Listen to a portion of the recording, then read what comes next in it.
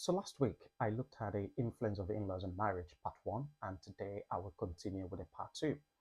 Now, like I said, sometimes in-laws are very important.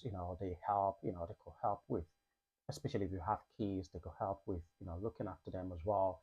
And obviously, they want to, sometimes kids want to spend time with their grandparents and have some nice time, so which is really, really good. However, we must be able to set boundaries.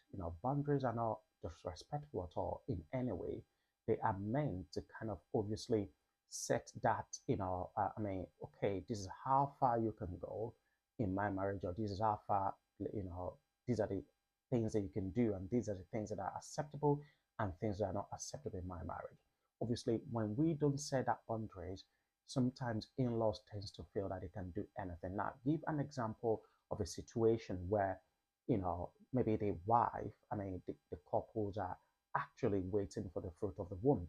And, sometimes from an African settings, in-laws can be quite difficult to manage in that kind of situation because they want to influence everything. They want to know what is going on.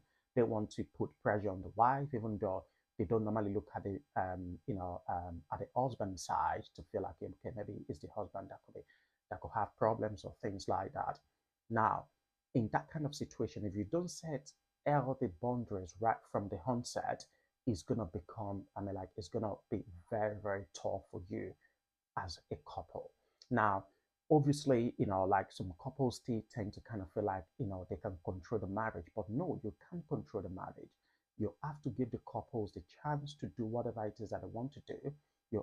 They are adults, and you have to kind of allow them to enjoy their marriage, whether with children or whether without children. No matter the circumstance, except they call you if they have issues, maybe things not working in the marriage, you can interfere, you can cancel them.